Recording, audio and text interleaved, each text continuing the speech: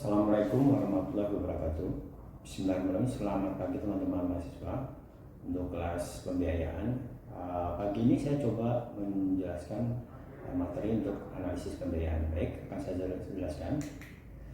Adapun dasar-dasar pembiayaan yaitu berdasarkan Undang-Undang Nomor 7 Tahun 92, kemudian penyediaan uang atau tagihan yang dapat dipersamakan dengan itu berdasarkan persetujuan kesepakatan pinjam-meminjam antara satu pihak dengan pihak lain yang menghasilkan pihak peminjam untuk melunasi setelah jangka waktu tertentu dengan kemudian tambahan berupa margin atau bagi hasil sesuai perjanjian yang telah disepakati.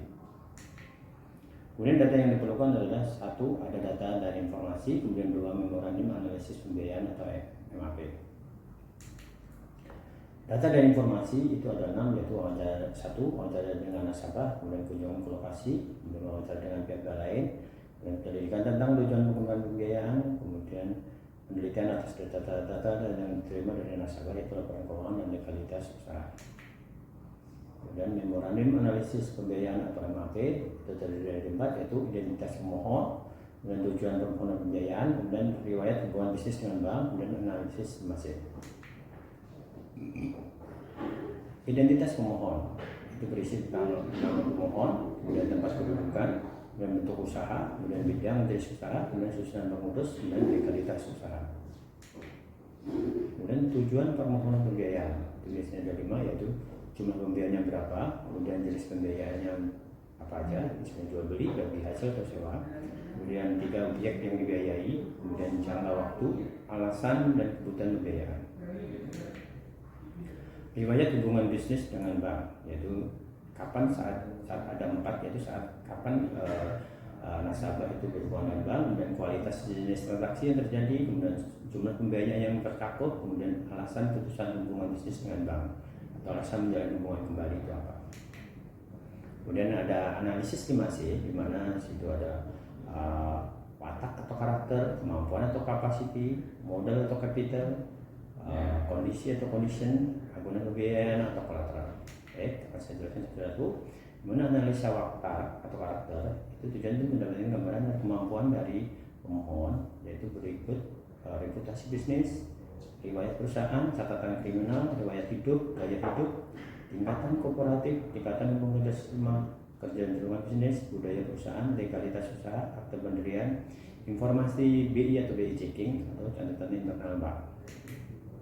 Kemudian ada analisa kemampuan atau capability.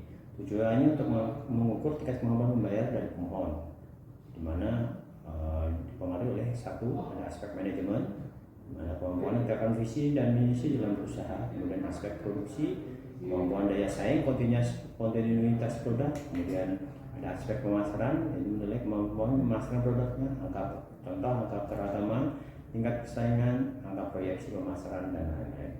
Kemudian ada aspek personalia, di mana kemampuan perusahaan dalam kuantitas maupun kualitas tenaga kerjanya dan aktivitas perusahaan dalam berproduksi.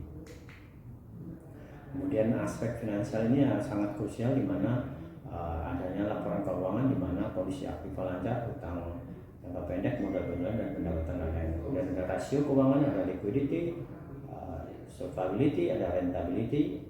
Kemudian ada gross operating fund, kemampuan membayar pokok dari margin. Kemudian ada laporan sumber penggunaan dana, uang itu digunakan untuk apa aja. Kemudian forecasting, itu budgeting untuk laba rugi, neraca, analisa kebutuhan modal, serta investasi dan serta konsolidasi.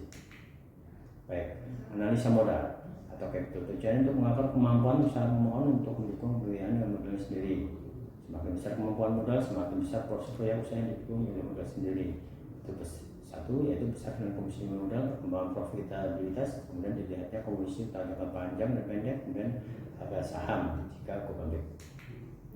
Analisa kondisi prospek usaha atau condition, mana kita akan melihat pemasok, kepastian kontinuitas pasokan, kemudian pembeli, strata pembelinya seperti apa, bawah menengah atas, kemudian persaingan, jumlah pesaing yang ada di pasar, kemudian barang subsidi, ketersediaan barang apabila tidak ada di pasaran, kemudian potensi calon pesaing, kemudian pesaing untuk masuk di pasar, tingkat keahlian, kemudian apakah kerumunan bisnisnya ataupun mudah dimasuki oleh pesaing lain. Kemudian berikutnya peraturan pemerintah, pilihan AMDAR, WMR, dan lain-lain.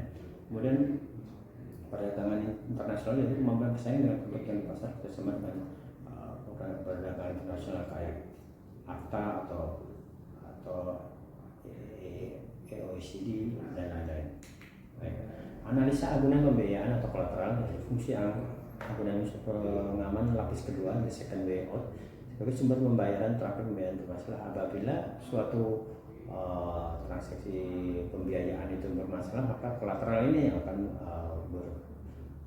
berjalan untuk menggantikan semua yang atas kredit yang bermasalah. Satu yaitu agunan pokok, agunan yang mengandung unsur dari dana pembiayaan bank berupa barang dan habis perusahaan yang dibiayai.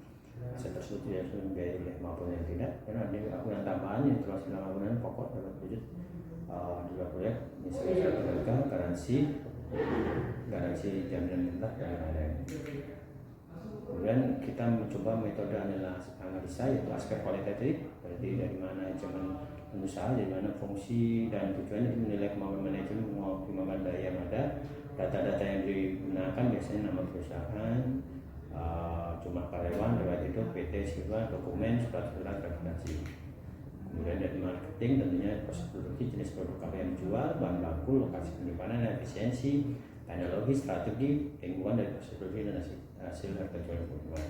Kemudian analisa hukum, kualitatif yuridis dan hukum, fungsi dan tujuan mendukung kebijakan pembiayaan dengan masalah hukum setelah fungsi melindungi perusahaan dari timbulnya karena cacat hukum. Analisa yuridis, validasi dokumen, kemudian juga perjanjian, memberikan solusi terhadap potensi pembiayaan yang akan bermasalah. Fungsi dan tujuannya adalah melakukan kemudian berikutnya adalah appraisal agunan, yaitu fungsinya yaitu melakukan pembiayaan terhadap agunan yang diberikan untuk menjadikan pegangan perusahaan dan melindungi dan mengurangi resiko yang dapat timbul.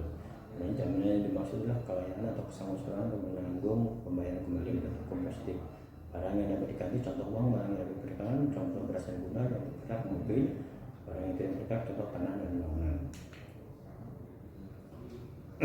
Dan jaminannya bisa berupa dokumen BPKB, surat beli, ketika bahwa jaminan adalah barang produk yang dipinjamkan, dan jaminan sesuai dengan standar setara dengan dana yang diterima oleh nasabah. Jenis nilainya berdasarkan nilai pasar, kemudian nilai wajar dan sebagainya. Jenis-jenis jaminan yaitu ada cash, ada pemulia, BG, STNB, LC, tanah, KMG, agunan, kemudian bangunan, DX pakai, mesin berat, kemudian tagihan proyek, piutang dagang, perabotan, kendaraan bermotor, kendaraan motor, ataupun dan lain-lain. Aspek kuantitatif yaitu keuangan, di mana posisi laporan keuangan neraca, diraba juga tidak dibuat sendiri oleh analis. Kemudian juga pengeluaran rata-rata per bulan dan kebutuhan keluarga untuk kebijakan pengelolaan keuntungan, stabilitas keuangan, umur piutang dan pengaruh kebijakan moneter. Aspek kuantitatif keuangan yang lainnya yaitu omset per hari, tanyakan berapa jumlah hasil omset per hari, apakah semua bulan dilakukan tunai atau ada yang kredit. Kemudian pembelian barang, tanyakan berapa rupiah untuk belanja barang, dan biaya operasi berapa biaya operasinya setiap hari, bulan dan lain-lain, biaya pajak. Kemudian kas, tanyakan berapa uang tunai saat ini di tangan. Kemudian tagihan, tanyakan apakah masih dilunasi, misalnya berapa utang usahanya. Kemudian investasi berapa nilai alat barang yang dimiliki, misalnya berupa kios dan lain-lain sebagainya. Persediaan, tanyakan berapa jumlah persediaan barang dagangan ini, kalau masih ada atau rata-ratanya selalu ada. Kemudian aspek kuantitatif keuangan, di mana likuiditas, di mana ada current ratio imbal dari working capital, kemudian ada leverage atau surplus, ada debt, ada debt to total asset, kemudian ada fixed asset to equity. Dan rasio activity, mana inventory turnover, rate collection period, total asset dan profitability, ada sales margin, profit margin, dan net profit, kemudian ada ROI. Kemudian untuk kalkulasi membayar, kemampuan membayar tentunya kita membuat analisa di mana penjualannya berapa, kemudian ada PP dan biaya, kemudian ada laba usaha net, kemudian perhitungan kemampuan bayarnya itu dari laba usaha plus pendapatan lain merupakan jumlah pendapatan. Kemudian kebutuhan biaya di luar usaha, ada biaya rumah tangga, ada biaya pendidikan, biaya lainnya, kemudian akan mendapatkan pendapatan bersih. Rasio angsuran maksimal 40%. Jumlah pembiayaan dibagi kredit yang diberikan yaitu rasio angsuran kali pendapatan bersih kali jangka waktu. Berikut demikian kami sampaikan perihal silat kami. Wassalamualaikum warahmatullahi wabarakatuh.